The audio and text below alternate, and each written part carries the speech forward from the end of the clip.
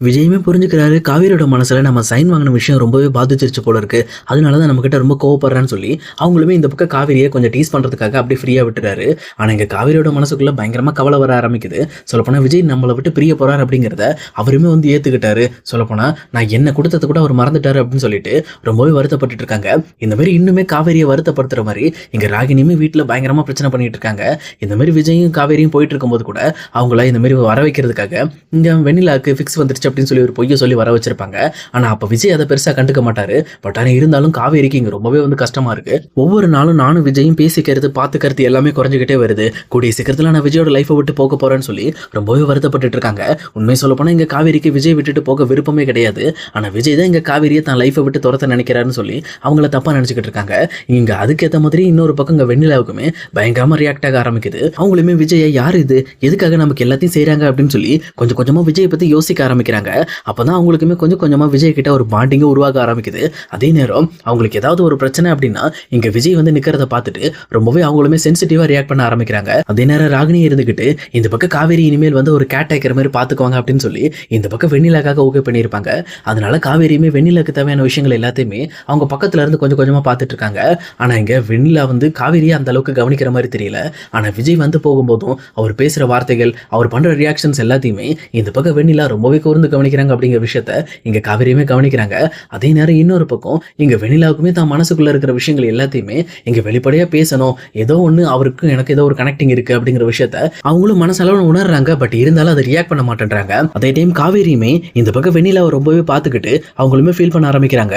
கண்டிப்பா நம்ம இன்னும் 2 வாரத்துல நம்ம விஜயோட லைஃபை விட்டு போயிடுவோம், அதுக்கப்புறம் இந்த வெண்ணிலா தான் விஜயை பார்த்துக்க போறோம் அப்படின்னு சொல்லிட்டு அவங்களுமே ஃபீல் பண்ணிட்டு இருக்கப்போ அவங்களை எப்பவுமே விருப்பத்திற மாதிரி ராகினி அங்க வந்துட்டு என்ன என்ன காவேரி பயங்கர பிஸியான ஒர்க்கில் இருக்க போல இருக்கு, நான் சேர்த்து விட்ட வேலை நல்லா இருக்கா, சொல்லப்போனால் இந்த விஷயங்கள் எல்லாத்தையுமே நீ பக்கத்துல இருந்து பார்க்கணும், அப்பதான் அதோட வேதனை வலி என்னன்னு உனக்கு புரிய வரும், விஜயும் வெண்ணிலாவும் ஒன்னா சேர்றத நீ பார்க்கணும், உன் கண்ணால ஆசை தீர பார்க்கணும், அப்பதான் எனக்கு நிம்மதியா இருக்கும் அப்படின்னு சொல்லி மறுபடியும் உங்களை வெறுப்பேற்றிட்டு இருக்காங்க. ஆனா இவங்க பேசுற எல்லா விஷயத்தையுமே இங்க வெண்ணிலா கவனிக்கிறாங்க. பட் கவனிச்சாலும் என்ன ஒரு ரியாக்ஷனும் இல்லாம அவங்களோட சிந்தனையில மட்டும் இருந்தா யோசிச்சு பாக்குறாங்க. இன்னொரு பக்கம் இங்க காவேரியுமே இங்க ராகினியை பார்த்து இங்க பாரு ராகினி, சம்பந்தம் இல்லாம எங்கிட்ட டென்ஷன் பண்ணிட்டு இருக்காத, எனக்கு என்ன நடக்க போகுது அப்படிங்கிறது எனக்கு ஆல்ரெடி தெரியும், புரியுதா, நான் இன்னும் கொஞ்ச நாள் இந்த வீட்டை விட்டு போறேங்கிறது முடிவாயிடுச்சு, அப்புறம் எதுக்காக தேவையில்லாம என்னை வந்து வெறுப்பேற்றிக்கிட்டு இருக்கேன், நான் ஆல்ரெடி ரொம்ப டென்ஷன்ல இருக்கிறேன், தயவு செஞ்சு இந்த மாதிரி வந்து வெறிய கிளப்பாது அப்படின்னு சொல்லி இங்க ராகினியுமே ஓரளவுக்கு வந்து திட்டி விட்டுறாங்க. அதனால அவங்களுமே சரி ஓகே நீ ஏன் போனாலும் சரி, ஆனா நீ போற வரைக்கும் இங்க இருந்து நான் வெறுப்பு தான் ஏத்துவேன் அப்படின்னு சொல்லிட்டு அவங்களுமே இந்த பக்கம் மறுபடியுமே காவேரிட்ட பேசிட்டு அங்கிருந்து கிளம்பிடுறாங்க. இந்த பக்கம் காவேரி ரொம்ப வெறுப்போட இருக்கும்போது இதை பத்தி எல்லாம் தேவையில்லாம நம்ம யோசிச்சு நம்ம மைண்டுக்கு எடுத்துக்கூடாது அப்படின்னு சொல்லிட்டு அவங்களுமே கொஞ்சம் காம் பண்ணிக்கிறாங்க. அதே நேரத்தில் இந்த மாதிரி வந்து கங்கா கேட்ட விஷயத்தையும் நம்ம செய்ய வேண்டியது இருக்கு, அதனால நம்ம விஜய் கிட்ட போய் பேசணும்னு சொல்லி அடுத்த கட்ட முடிவுக்கு அவங்க தயாராகிறாங்க. அதுக்கு எத மாதிரி டேரக்டா இந்த பக்கம் விஜய் கிட்ட போயிட்டு உங்ககிட்ட ஒரு விஷயம் கேட்கணும்னு நினைக்கிறேன், இந்த மாதிரி அக்கா வந்து ஒரு விஷயத்தை பத்தி பேசிட்டு இருந்தா, குமரன் மாமா வந்து இங்க ஷோல போகும்போது ரொம்பவே ஃபீல் பண்றாங்க, அவர் தனியா இருக்கேன்னு சொல்லி ரொம்பவே வருத்தப்படுறாரு, அவருக்கு ஒரு சர்ப்ரைஸ் கொடுக்குற மாதிரி நம்ம பண்ணணும், அதனால அவரோட அடுத்த ஷோ எப்போ வருது அப்படிங்கறத நீங்க சொன்னீங்கன்னா அதுக்கு ஏற்ற மாதிரி அவருக்கு நம்ம சர்ப்ரைஸ் கொடுக்கலாம் அப்படின்னு சொல்லி சொல்றாங்க. உடனே இதை கேட்ட விஜயுமே அதானே, அது ஒன்றும் பிரச்சனை இல்லை, நான் பாத்துக்கிறேன், அந்த ஷோ வர்றப்ப சொல்றேன், கிட்டத்தட்ட இன்னும் 2 நாள்ல தான் அந்த ஷோ இருக்கு, அந்த ஷோ அனௌன்ஸ்மெண்ட் வந்த உடனே நான் சொல்றேன், அப்புறம் எல்லாருமே போயிட்டு இந்த பக்கம் குமரனுக்கு சர்ப்ரைஸ் கொடுப்போம் அப்படின்னு சொல்லிட்டு விஜயுமே இந்த பக்கம் ஒத்துக்கிறாரு. அதுக்கப்புறம் இந்த விஷயத்தை எப்படியாவது கங்கா கிட்ட சொல்லணுங்கிறதுக்காக இங்க காவேரியுமே அதுக்கப்புறம் டேரக்டா கங்காவை பார்க்க போறாங்க.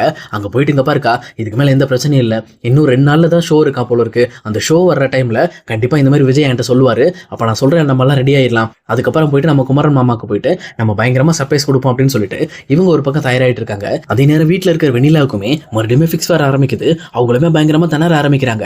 இதை பார்த்துட்டு இந்த பக்கம் ராகினியுமே எங்க காவேரி இங்க தானே இருந்தா, அவளை காணுமே அப்படின்னு சொல்லிட்டு பயங்கரமா பதறி போறாங்க.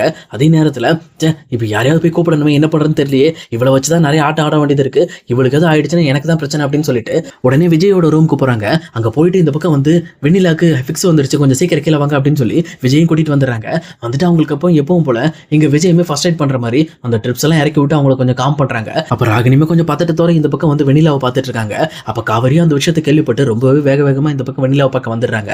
இங்க வந்த உடனே ராகினி டேரக்டா காவேரியை பிடிச்சி எத்தனை டைம் சொல்லியிருக்கேன் இந்த மாதிரி விட்டுட்டு போக கூடாதுன்னு, நீ தானே பாத்துக்கிறேன்னு ஒத்துக்கிட்டேன், அப்புறம் என்ன கடைசியில் இந்த மாதிரி வெண்ணிலாவை தனியா விட்டுட்டு போனேன் அப்படின்னு சொல்லி பிடிச்சி திட்ட ஆரம்பிக்கிறாங்க.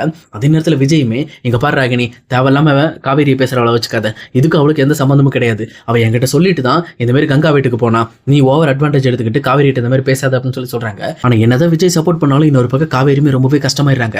இது என் மேல தப்பு தான், நான் தான் இந்த மாதிரி வந்து வெண்ணிலாவை தனியா விட்டுட்டு போயிட்டேன், என்ன மன்னிச்சிருங்க விஜய் அப்படின்னு சொல்லி விஜய் கிட்ட மன்னிப்பு கேட்கிறாங்க. ஆனா விஜயுமே அதெல்லாம் ஒன்றும் பிரச்சனை இல்லை காவேரி, நீ உன் வேலையை பாரு, ஒன்றும் பிரச்சனை இல்லை, நான் பாத்துக்கிறேன், இது அடிக்கடி வந்து வெண்ணிலாக்கு ரெகுலரா வர்றதுதான் அப்படின்னு சொல்லி வெண்ணிலாவோட கண்டிஷன் பத்தி சொல்றாங்க. இது கேட்கிறப்ப இங்க 2 பேருக்குமே கொஞ்சம் பரிதாபமா தான் இருக்கு. பட் இருந்தாலும் இங்க ராகினி எப்பவுமே வெண்ணிலாவை யூஸ் பண்ணி காவேரியை வெளியில அனுப்புறதுக்கு தான் ட்ரை பண்றாங்க. ஆனா இங்க காவேரியுமே ரொம்பவே வருத்தப்பட்டு இந்த மாதிரி ரொம்பவே கஷ்டப்பட்டுட்டு இருக்காளே இவளுக்கு கூடிய சீக்கிரம் சரியாகணும்னு சொல்லி அவங்களுமே கடவுள்கிட்ட மனசளவுல வேண்டிக்கிறாங்க.